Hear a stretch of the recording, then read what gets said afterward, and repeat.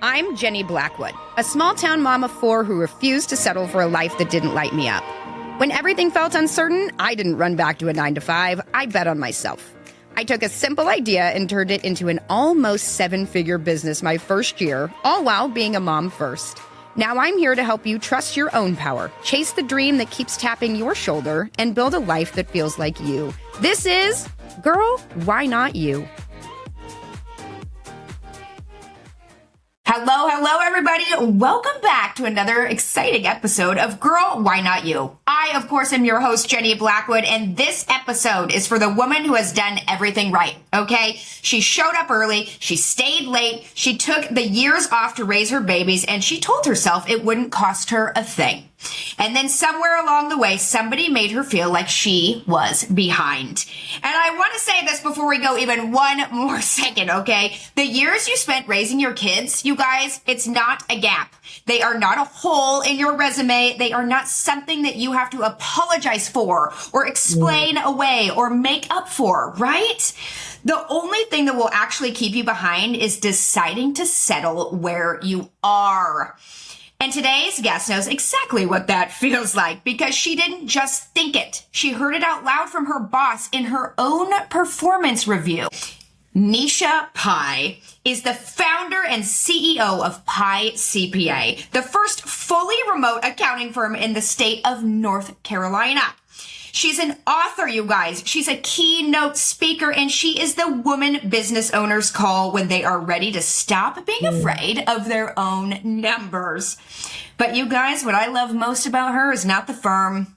It's how the firm started, because Nesha built all of this at 40 years old. Thank you very much. As a single mom without a plan, no backup income, and exactly one client who believed in her. We always need that one client. So today we're talking about what you do when somebody tells you you're behind.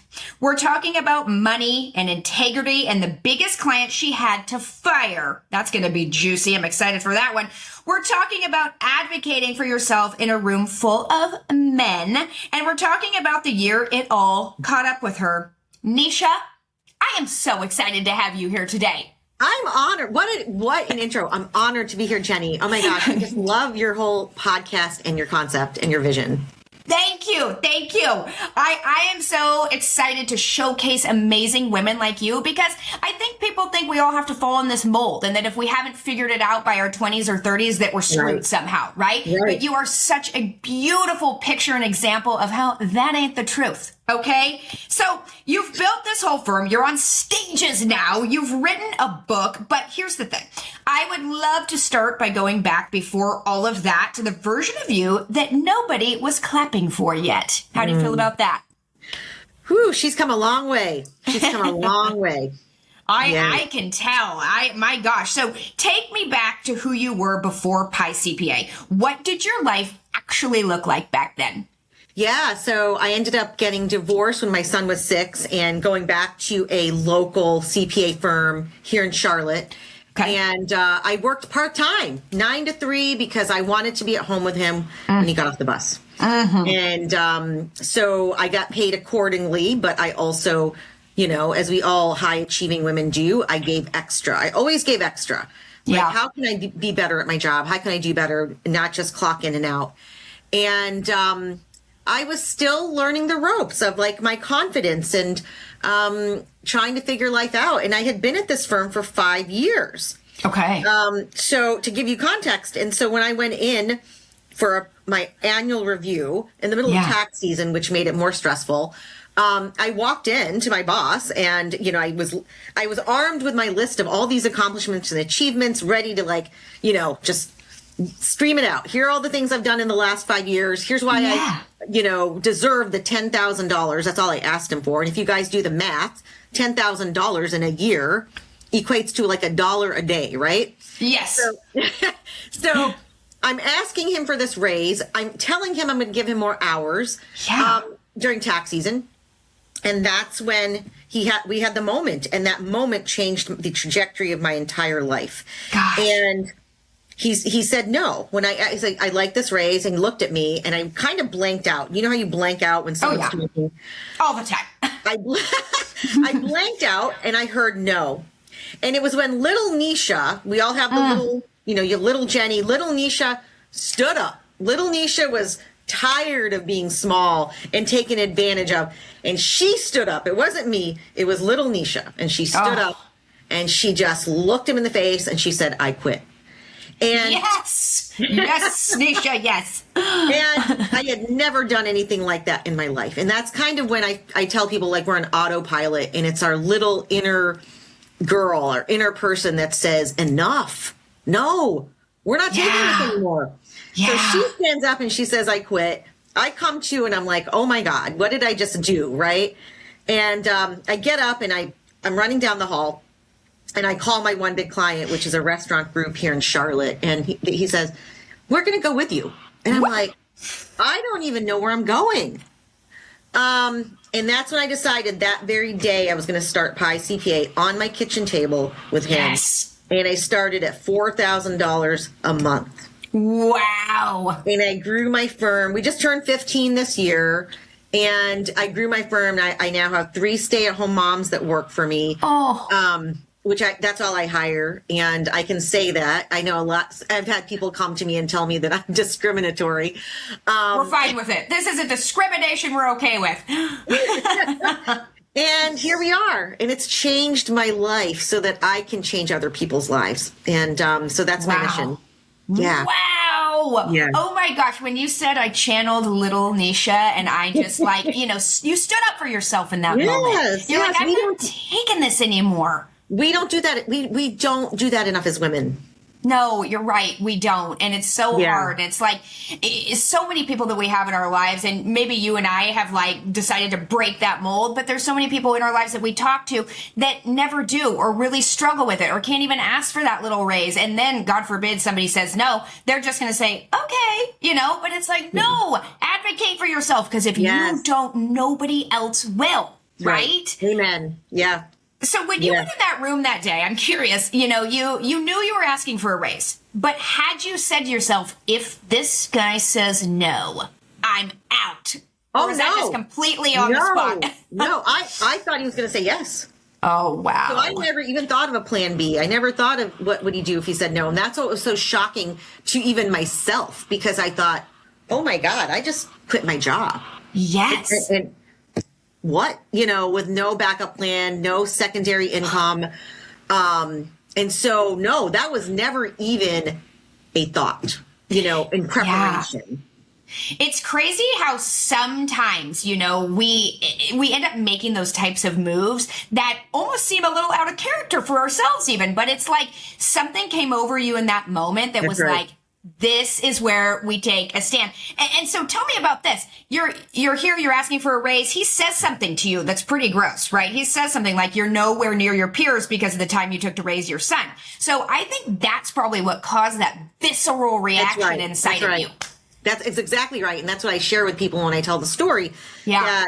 The way he said it was, you're nowhere. I call it the mom gap, but which is like sort of the urban dictionary term, but like he literally said, you're nowhere near your peers because you took time off to raise your son. And here's the even worse part. I stayed at home with my son for his first 6 years of life. I was already at the firm for 5 years. So he was using that as an excuse. For your 1 year that you weren't working at the firm? Okay. This guy. This guy. Yeah. And so that's when the visceral reaction happened. I'm like, what? And if I thought about then, I probably could have sued him, but I ended up getting what I wanted out of the deal. And I said, you give me my one client. He gave me 2 months of severance. And I said, okay, I'm going to take that severance and I'm going to start my own thing. And that's what I did. Was there any part of you that was ever like, oh, can I do this? Like, what was your confidence like at that time? Totally. Does any entrepreneur know what they're doing? No, I still don't. We don't, right? We don't. And I was like, I'll figure this out as I go along. That's what we do. We figure it out as we go along. And so I knew that one thing gave me an edge. It was knowing accounting. If I knew how to keep my money, do my money, budget my money, I was already ahead of the game. So I was like, I can do this. You can figure it out. You can figure out marketing and websites and networking and sales. You can figure all that out. And so I just took it one day at a time. I love that. And you are so spot on. And I want everyone to hear this. Don't just listen, but hear it. You can figure it out. There is nothing that you cannot figure out, especially, I say this all the time, especially in today's age. Okay? That's right. Let's go to AI. Forget even Google, although Gemini has really been working for me lately. But seriously, there's nothing you can't figure out. So if you ever come up with that excuse of like, I can't do this because I don't know how, or I can't figure it out. No. We're not buying that excuse. Right. Take it back. Right. Okay? Right. So, wow. Okay, so here you are. You're 40 years old. You're a single mom at this point. You don't have an income. You don't have a backup plan. I'm just curious. As you're driving home that day, were you like, oh shit, what did I just do? Or were you like, no, I got this? Yeah. No, it was a full on oh shit moment. And I got home and I broke down. Like I held my tears until I got home, right? Because I didn't want to cry in front of him. No, not giving him that. Right. So I got home, I broke down, let myself have an ugly cry.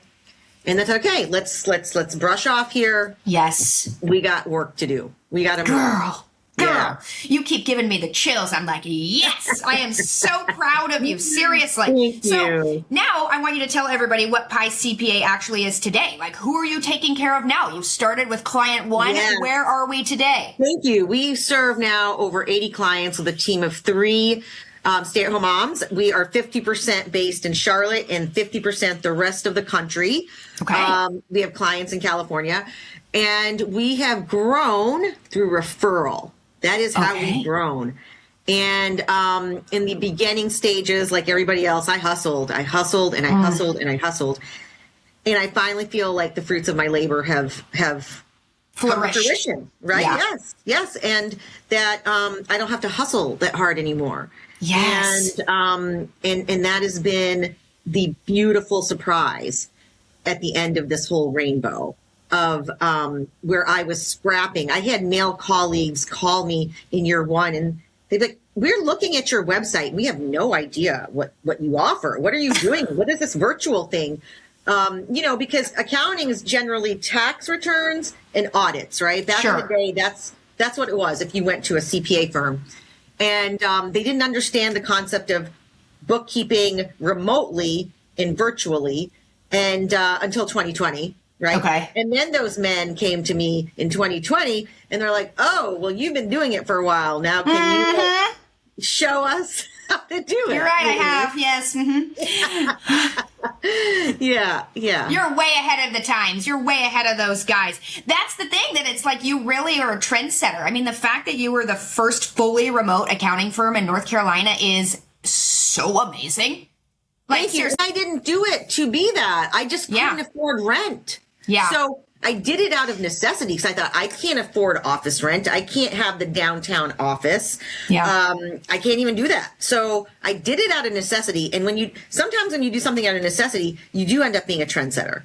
Yes. Right? That is so true. Sometimes you don't even realize you're being in that moment. You had no idea you were being a trendsetter. You were trying to survive. Right. But you were shooting a gap. You were being, resourceful. You were looking into the future and you're like, well, I'm going to make this work.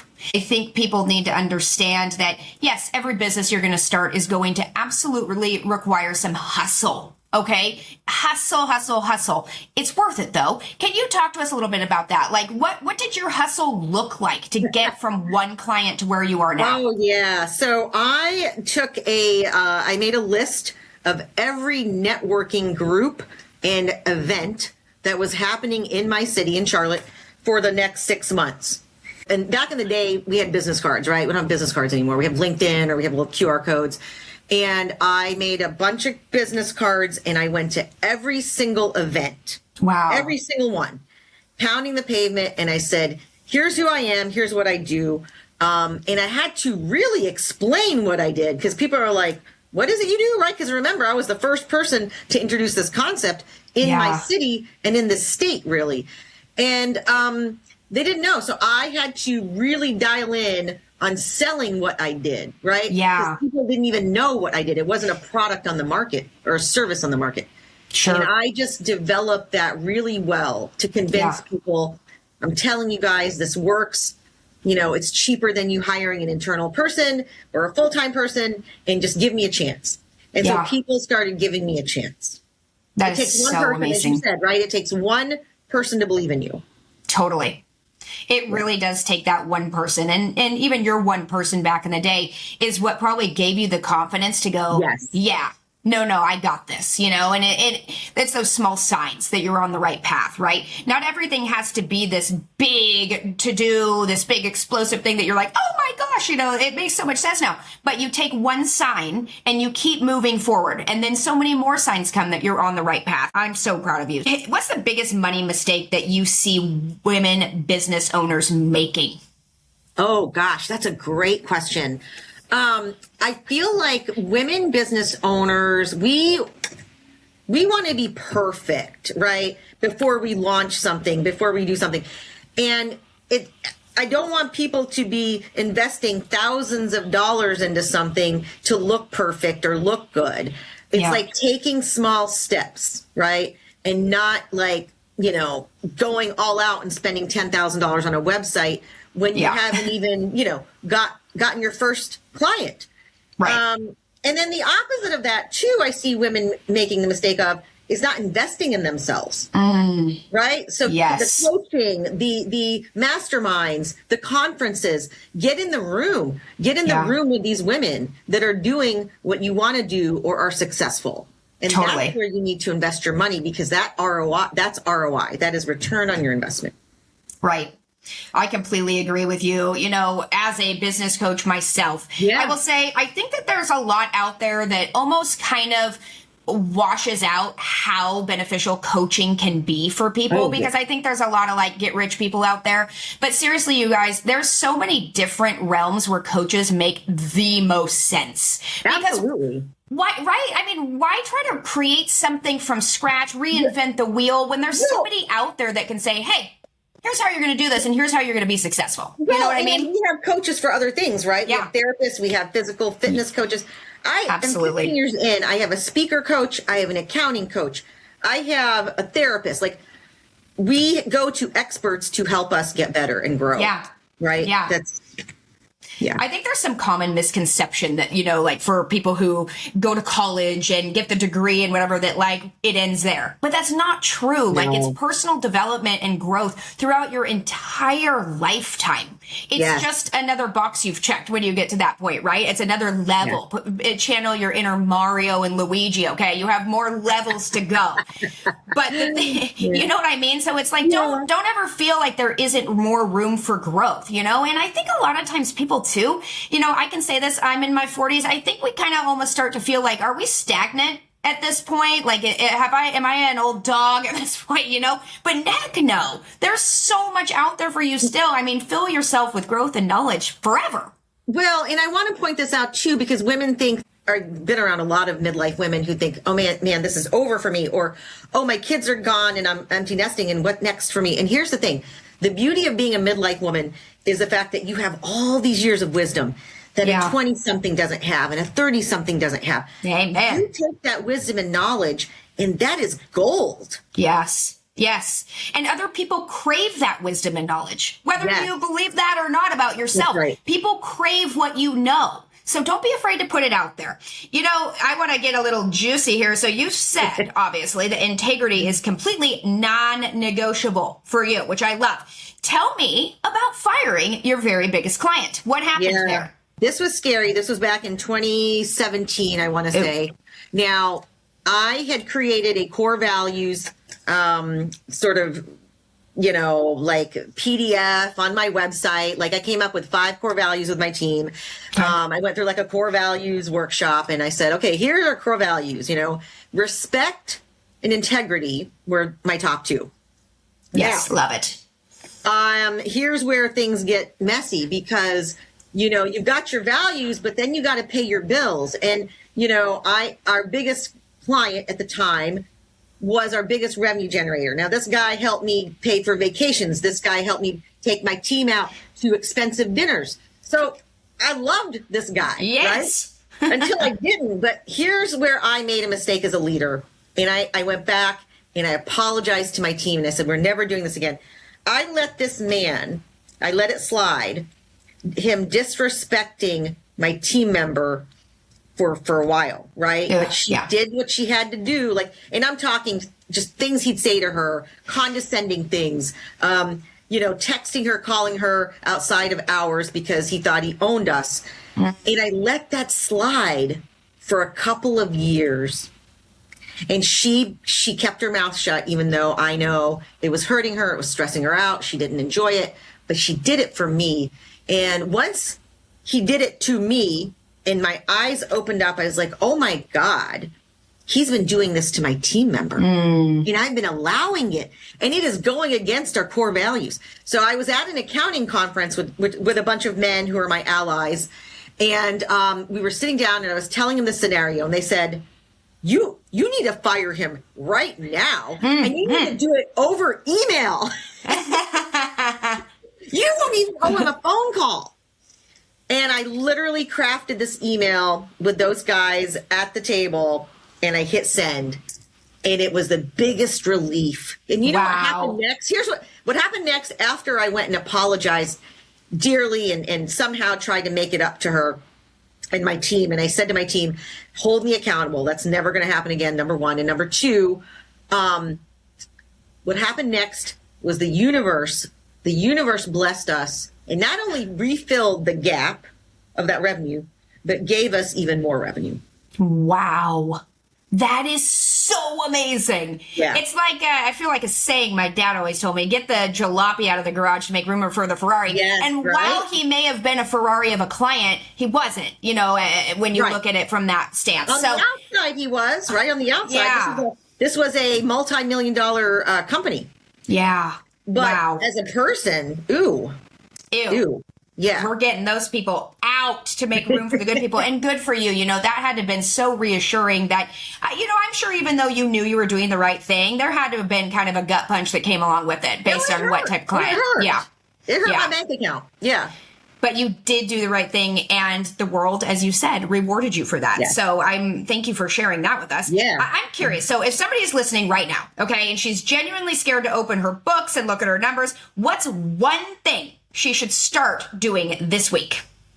Ooh, oh my God, that's so good. Well, the bigger question I'd have before telling her is, who's doing your books? Do you even have books? Okay. And do you have someone that you trust doing it? Because I do believe you should not be doing it yourself. I do believe this is one of the things you should invest in early on. Sure. And then what I'm going to tell you is I want you to start learning your financials. And there are books out here, resources, AI, even as you said. Start learning what is an asset. Start learning what should a P&L look like, how to read a balance sheet. And you can do it in stages. Yeah. But empower yourself in, first off, knowing what your financial statements are, what they mean, and then how are your numbers in relation to that. And you can take that in stages. You don't have to do it all at once. Yes. But start learning what the financial statements are and what bookkeeping is so you can empower yourself. I've seen too many people get stunted in growing their business because they're afraid to look at their numbers. Yeah. I am that person, Nesha. Well, you've done quite well.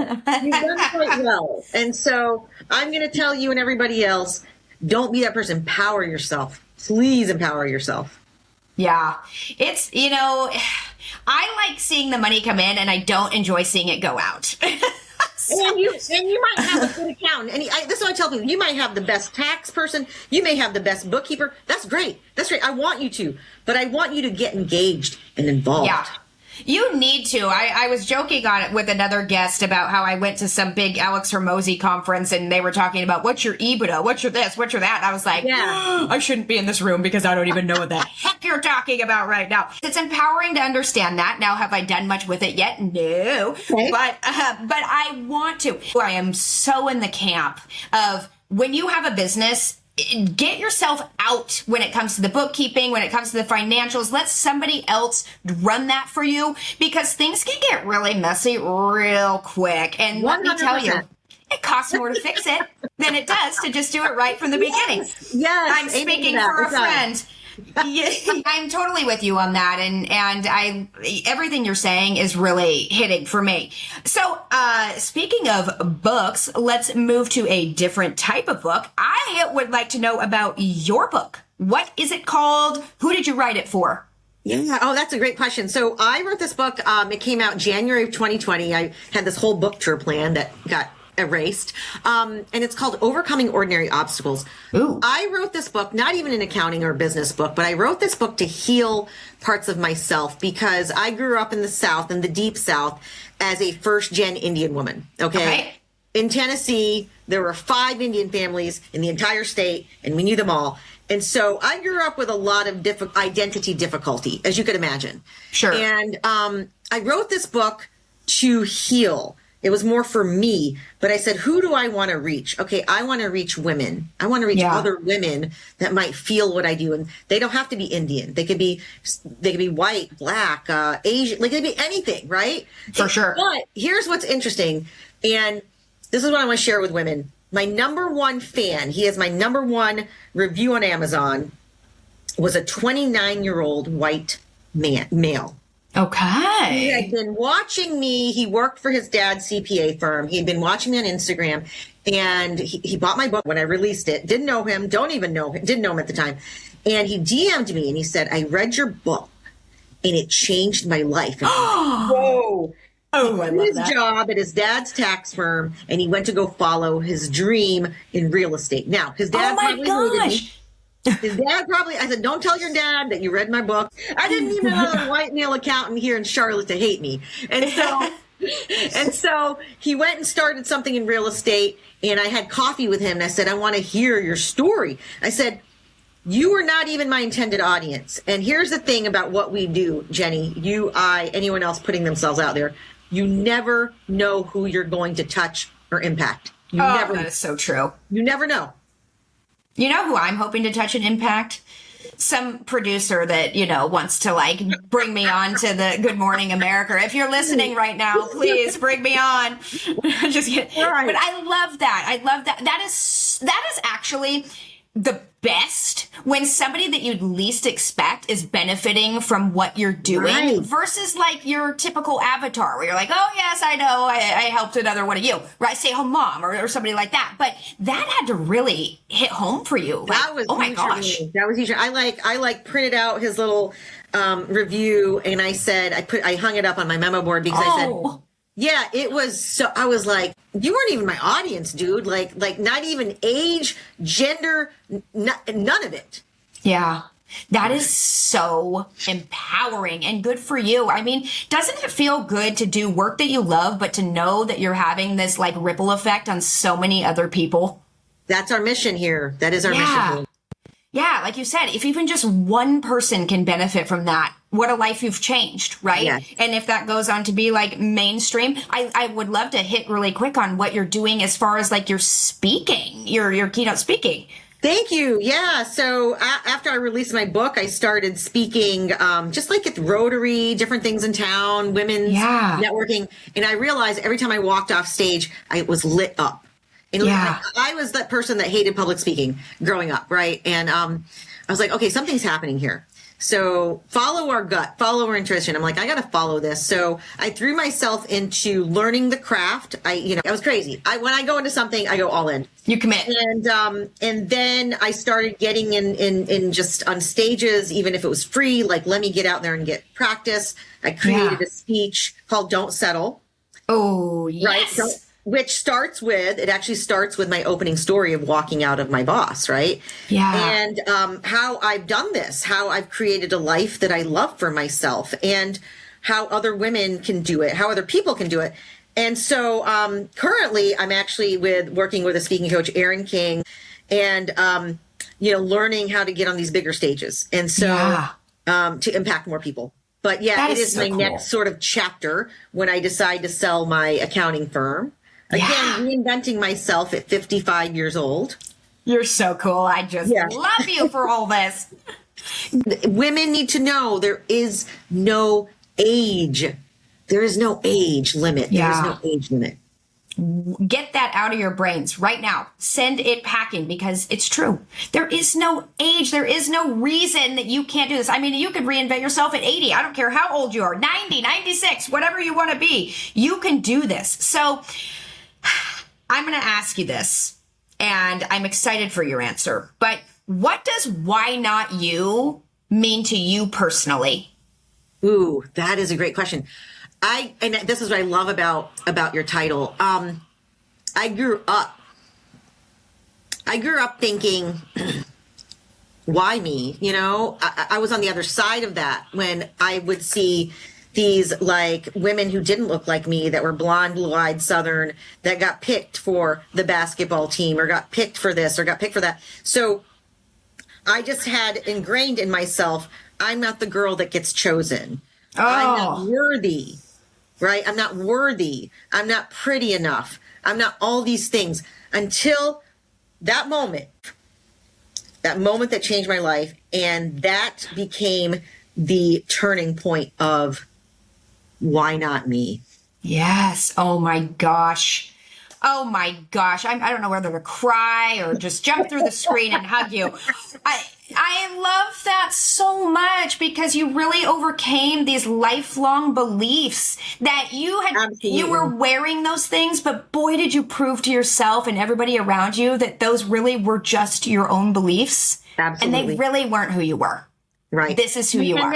And that no one defines us, right? Because I wasn't getting chosen by this person or that person or this guy or that guy, doesn't mean they owned my worth. Right. Absolutely. Absolutely. Everybody, please rewind and listen to that just a few more times. Let that really sit with you and resonate with how that impacts your own life. So obviously after this, everybody's in love with you. So I need to tell everybody where they can find and connect with you. Yeah.